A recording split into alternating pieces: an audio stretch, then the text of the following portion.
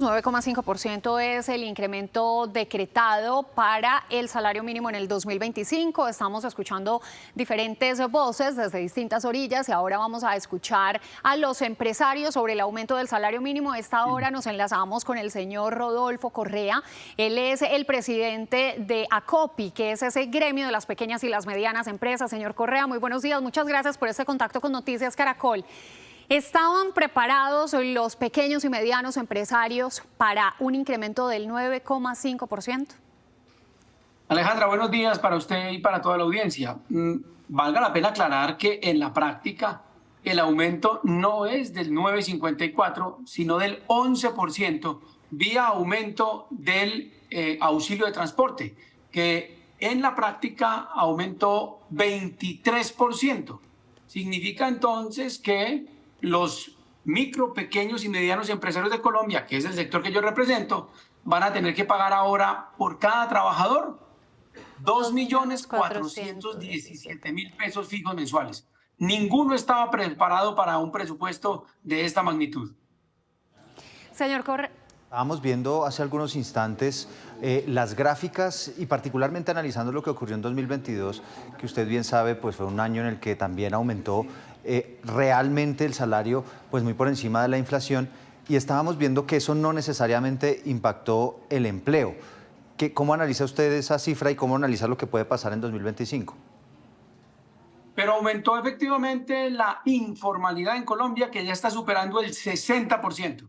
El impacto que va a tener esto en los flujos de caja de las pequeñas y medianas empresas del país va a ser muy considerable, porque repito, es que la gente cree que es solamente la cifra de 1.423.000, pero en la práctica, sumándole todos los factores salariales, pues estamos hablando de que el mínimo en Colombia es 2.417.000, una cifra bastante elevada que escapa a todos los presupuestos y que estamos seguros va a ser muy compleja para contribuir a la disminución de la meta inflacionaria que tiene el Banco de la República, que era apenas del 3%. Los empresarios ahora tienen que compensar vía aumento de precios el incremento del salario mínimo. Yo le preguntaba hace unos minutos al señor Fabio Arias que cuál consideraba él que debería ser el incremento de los precios, de lo que no está indexado al salario mínimo. Entonces, los empresarios ahora, los pequeños, ahorita veíamos las señoras produciendo blue jeans, zapatos, ¿le tendrán que subir ese 11% a sus productos para no poner en riesgo las empresas y, por consecuencia, las plazas de empleo? Claro, Alejandra, es que hay solamente dos vías. O baja las plazas de trabajadores, es decir, el número de trabajadores, o aumenta los precios. Porque es que es muy importante, Alejandra, recordar lo que decía Margaret Thatcher. No existe la plata pública, no existe, el Estado no produce nada. Los que producen son los trabajadores y los empresarios que tienen que generar los recursos para los que disponga el Estado. Ese pequeño empresario tiene que sustentar su empresa de alguna parte y entonces la vía casi que exclusiva es el aumento de los precios. Sí, presidente, pero también nos decía el representante de los sindicatos, el presidente de la CUT, que también los trabajadores van a tener más platica y van a poder gastar más y van a poder mover más la economía.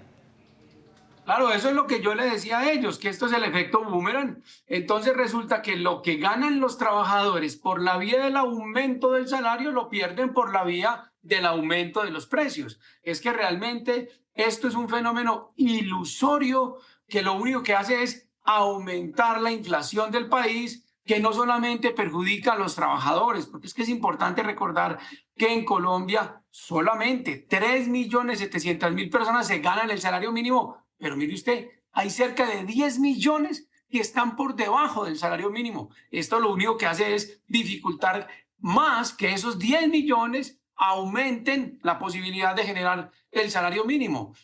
No podemos caer en esta ilusión que es lo que yo llamo el efecto boomerang y que termina en última repercutiendo en la estabilidad financiera del país, no solo de los trabajadores. Pues doctor Correa, presidente de ACOPI de las pequeñas y medianas empresas, gracias por acompañarnos esta mañana en Noticias Caracol. Con mucho gusto, y permítame terminar con una frase de Winston Churchill. Algunos ven los empresarios como el lobo al que hay que matar, otros como la vaca a la que hay que ordeñar, pero pocos lo ven como lo que es, y es el caballo que gira la carreta de la economía. Un buen día. Gracias.